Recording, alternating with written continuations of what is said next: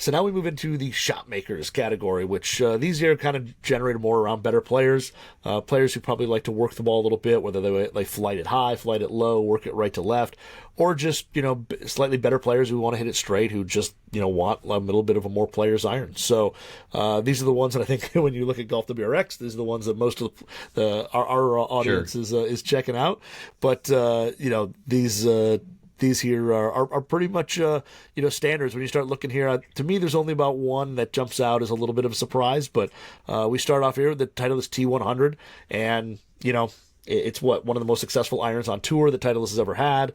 Some of the best players in the world are playing it.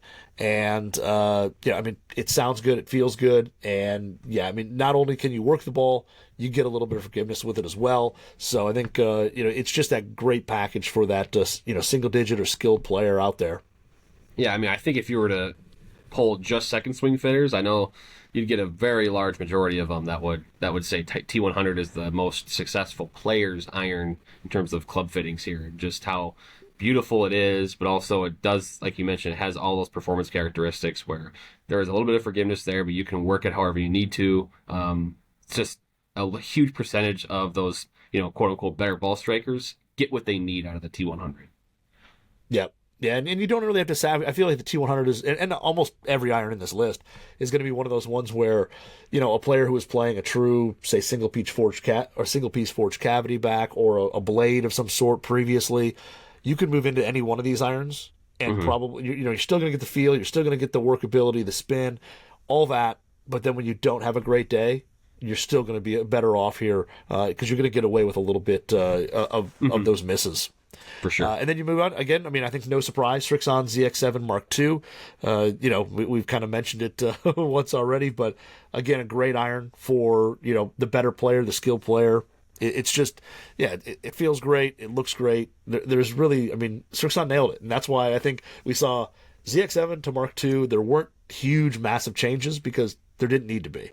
Right. I was going to make that exact point. Like, it seems like the previous ZX sort of generation was so successful in the sense that I think it did elevate Srixon in the spotlight a little bit more than it was before, and that's I think sort of maybe what kind of sparked this popularity and success for the Mark II models. And the ZX7, we've already talked about it enough. I think the trophy case for Srixon continues to build. Like, there's so much to like about Srixon, and now we're just on the precipice, it feels like, of Srixon becoming really up there as a true contender with, say, the most popular manufacturers out there, because all they're doing is just churning out really, really good iron models. Yeah. No, they nailed it. They, like I said, with this one here, the amount of tour play, the free agents on tour who play this iron, and then, when you go out into, a place and you play with better players, it's amazing how many sets of these you see in the bag. And again, as I mentioned, kind of in the first category, just shocked that these are kind of fly under the radar every year, it seems like, in terms of people who just don't know about them. But really solid iron. Now here's the one that did kind of surprise me a little bit in this category. I thought we would see its bigger brother in this one, but the Callaway Apex CB.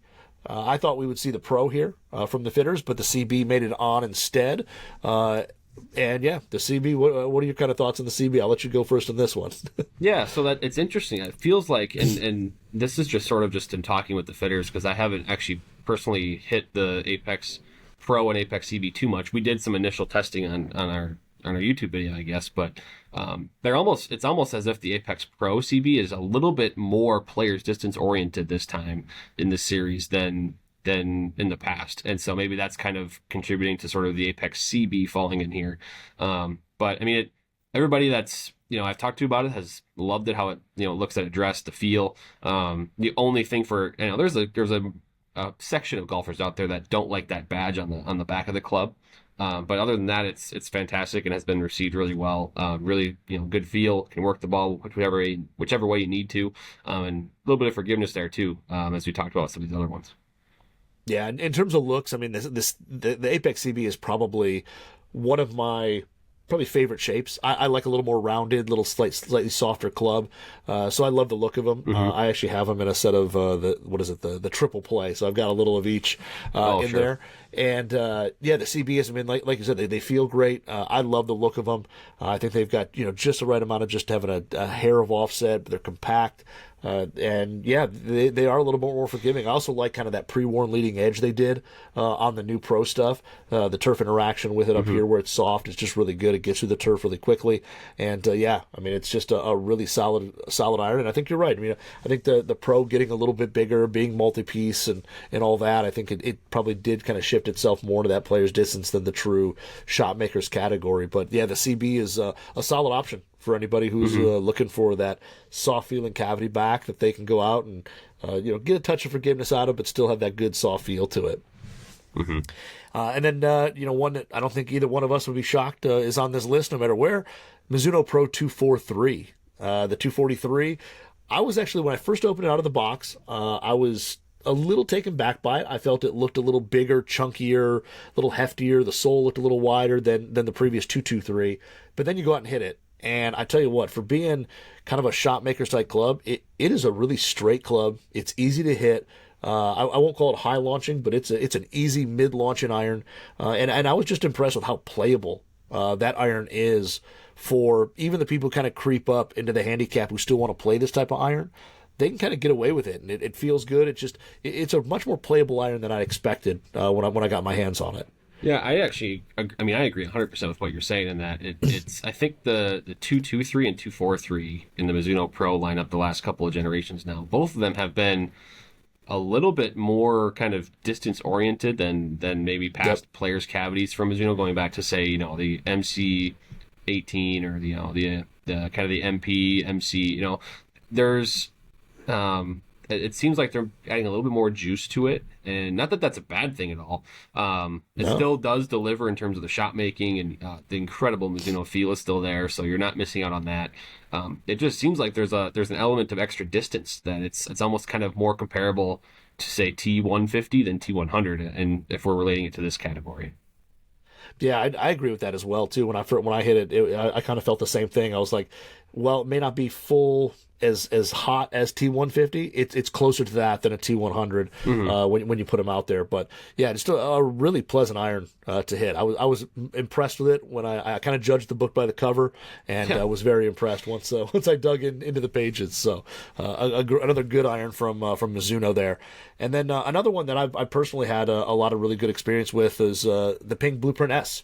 What do you think about the new forged Ping? Yeah, it's awesome. I think Ping has knocked out these blueprint irons S and T out of the park, and I think the S is a great combination of. It really does kind of look at a dress like you wouldn't. I don't think you would guess there even is a cavity in the back. It kind of looks like muscle back. So I think the purists out there are really gonna really like this if they haven't tested it yet. But super soft feel. I think it was sort of a category of Ping iron that they maybe needed to sort of dial in a little bit, was sort of these truly kind of fully forged, players irons that are really compact. They had the original blueprint several years ago that was just ultra tiny and didn't quite get the popularity that maybe they wanted. But the S&T, I think, have really checked the boxes. Yeah. Yeah, when I first first kind of pulled them out of the box, and you see all the tour play, how fast that these tour players are adopting to it. Yeah, I kind of was a little intimidated, going, "Oh, these might be a little demanding." And as you mentioned, they feel great. I know the original answers that were forged were kind of a little bit on the firmer side. Yeah. These are definitely soft. You could put them up against pretty much any forged cavity back out there, and they're going to compete. But again, I think these are a little bit more forgiving, a little bit more playable than they look or than you may perceive them to be. And I think the sole, again, really good turf interaction. That slightly longer blade length lets you get away with a little poor shot. It still stays online pretty well. And yeah, from a dress, it's probably one of the best looking Ping irons they've ever made. I mean, it's not quite as intimidating as Blueprint T. It's got a little more mass there, a little more real estate, but they've done it very well, and I think they kind of nailed that iron. And this is one I think you're going to see a lot of better players move over to Ping irons, who kind of, this wasn't really a category for them, and now I think you're going to see a lot of better players move into this iron. Yeah, I definitely can see that happening. It's fantastic. I loved it when I tested it. Yeah, same here. So that was the shop makers category. So that one again, you're starting off with the Titleist T100, the Srixon ZX7 Mark II, the Callaway Apex CB, Mizuno Pro 243, and the Ping Blueprint S. So next